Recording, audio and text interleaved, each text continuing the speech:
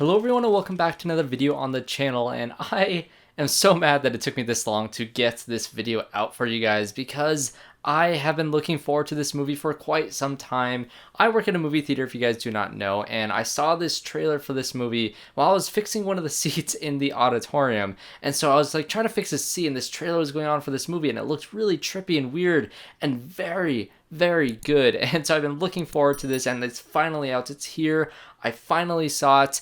And I absolutely love this film. I've seen it twice now, and this movie really does just hit every single chord of what I love about horror movies and what they can do for a character in a story like this. So I will be indeed talking about spoilers for The Night House. So if you have not seen this movie, definitely go seek this one out, especially if you love horror movies. There is one scene in this film, which I will talk about, that really got me. It was very intense, and I loved it. So what is The Night House about? Well, it's about the character of Beth, who has recently lost her husband. He ended up committing suicide on the lake in a boat just off the shore of their house.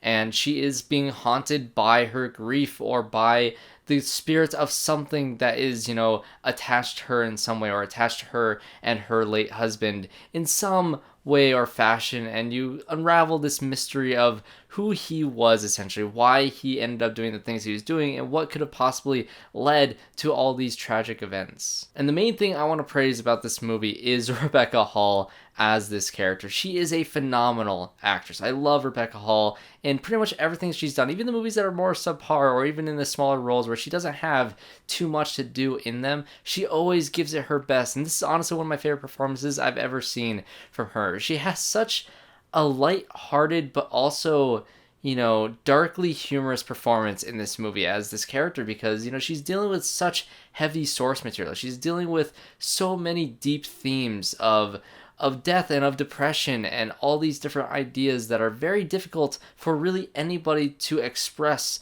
in their life in general. And Rebecca Hall is just absolutely crushing this role. And there's so many scenes, like at the beginning of this movie, when she's explaining the situation, when this one woman comes in who is the mother of one of her students, and she's complaining about her son having a C in her class, and she just straight up tells her that her husband went on the lake and shot himself last Thursday, and that's why his presentation wasn't graded.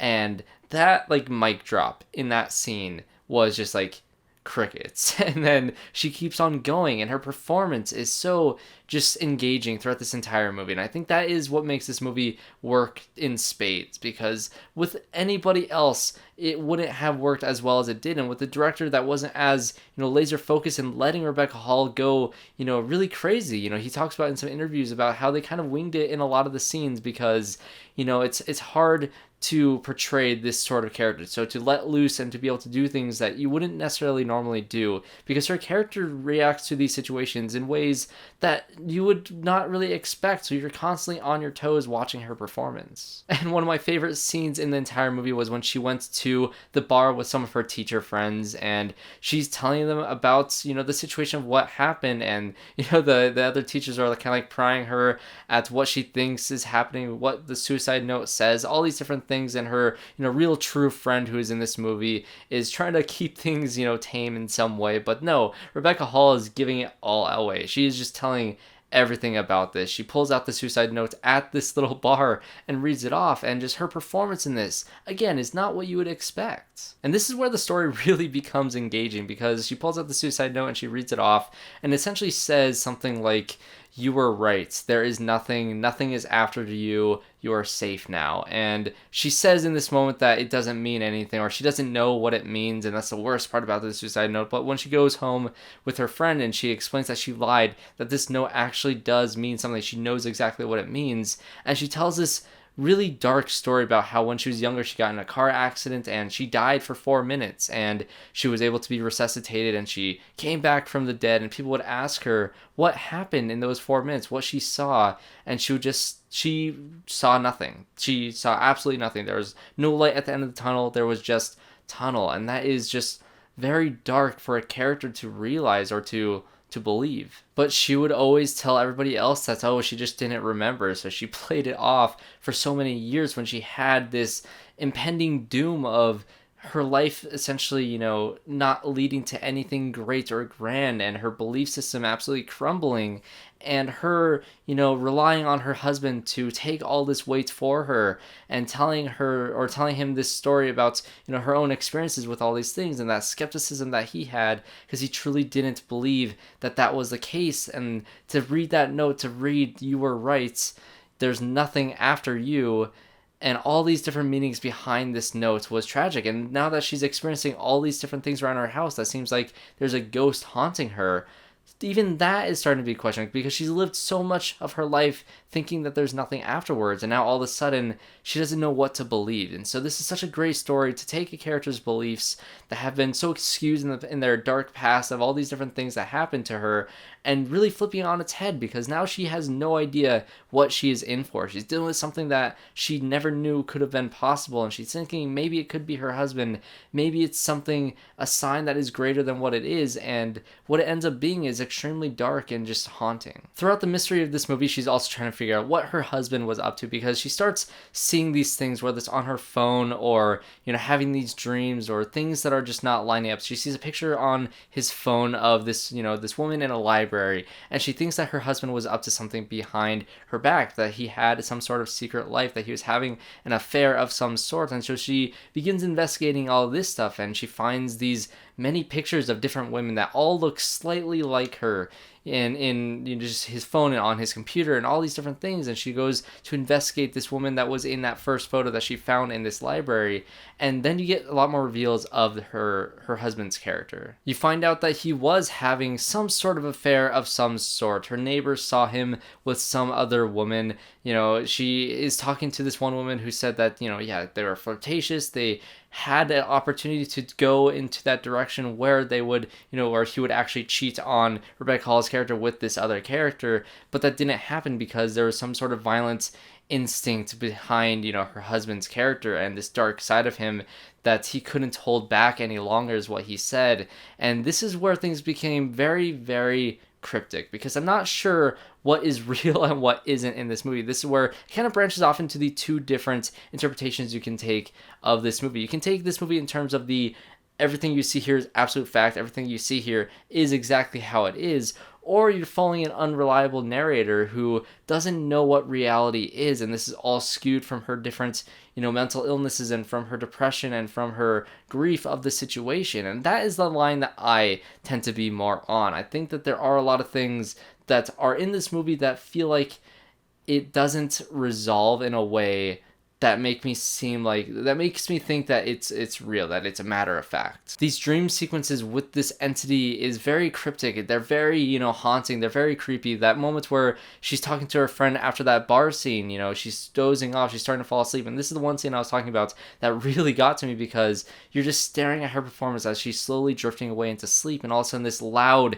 noise cranks up and it wakes her up, and her friend is now gone, and she seems like she's in a different, state of mind. Like so much time has passed by and she just lost all of it because she was asleep, or this is a dream, or this is something, who knows what it is. And she sees a mirrored version of her house across the lake. And then, after she talked to that one woman, she goes across there and finds this version of her house.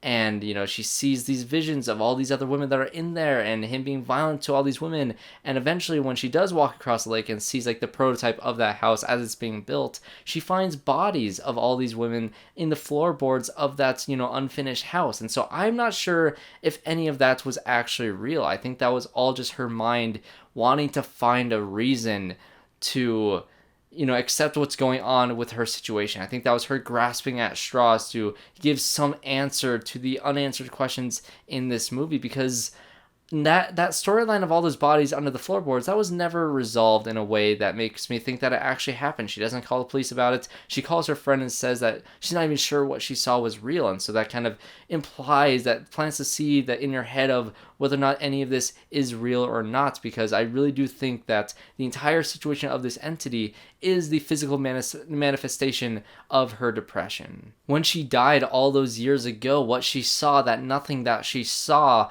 followed her in her life after that point, constantly wanting to get her back.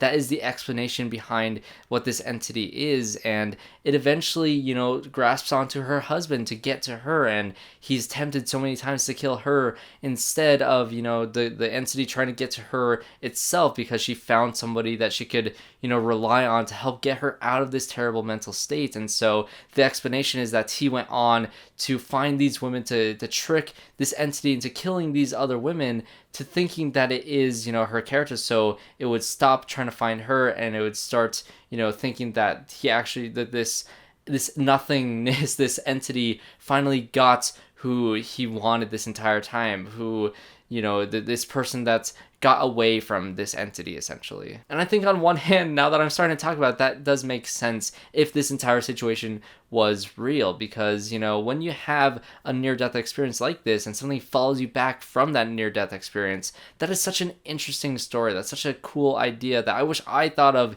in the writing process for horror. I really love this idea, and especially how it can go both ways. You can think of it as it is, or you can think of it as, her seeing nothing, right? And so this idea of nothing being afterwards haunts her to a point where it's constantly after her. It's around every corner. She's terrified of the implications of what it could be of nothing being after death, and so she manifested this thing in her mind that can kind of try to convince her that there is something afterwards, because if there's this ghost that's haunting her, then there is something real. But the thing that is haunting her, the thing that I think this movie really portrays, is that depression haunting her and sneaking upon her and getting the best of her in every single manner, making her mind make these crazy accusations and, all these strings that are being pulled of this giant conspiracy behind her husband. Because in another interview, the actress who plays that one woman in the library says that the director told her at one point that her character might not even be real. And so that puts so many big question marks on whether any of this is real or not. The voice of this entity is both, the actor who plays the husband,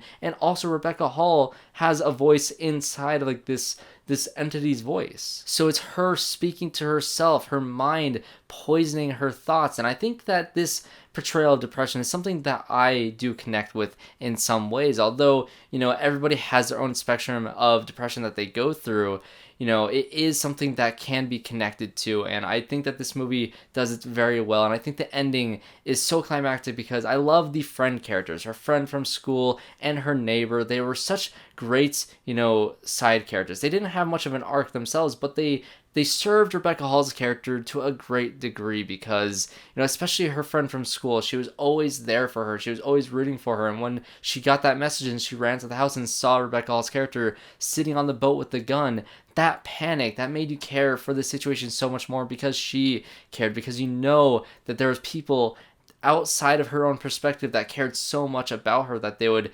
jump in the lake and try to swim after her to stop her from taking her own life. This ending was so insanely climactic. There's a scene in the bathroom with the mirror and her going into this mirror world, this flipped version of her house, and fighting this invisible nothing entity that was so well done. It reminded me a lot of The Invisible Man, and somebody that saw the movie with thought it was actually better than Invisible Man. The interaction with this invisible entity was even more intense than that. Invisible Man does it very well, and this movie does it just as well, if not better. This movie has so many things that is just wonderful about it, and it's just up into interpretation because you can go from it one way or the other and it works just as well. I just end up on the side of it being all a manifestation of her depression, and that none of it is essentially real in the fact that nothing's physically happening. There's no haunting of her, but it's a representation of her mind and her depression. I think that makes it so much more scary for me. I think that is what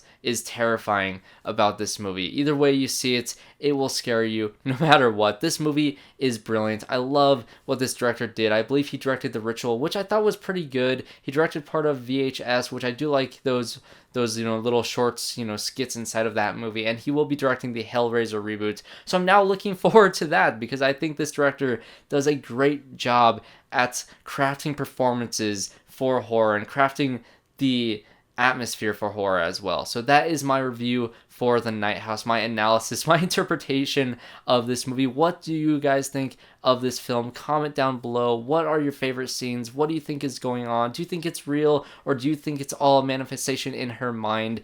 what are your thoughts on The Night House? I'd love to hear it all. Subscribe to the channel as well to see more reviews just like this one. I will probably try to see The Protege, but if not, I will have a dual review for Reminiscence and Coda. I watched both of those movies, and I really want to talk about both. One great and one not so great, so subscribe to the channel for all of these things. I cannot wait to talk about more horror movies for my Halloween series, which I'll hopefully be starting at the beginning of October as well. So thanks guys for watching this video. Subscribe to the channel, leave a like, and comment down below. Do all the things, and I hope to see you all in my next one.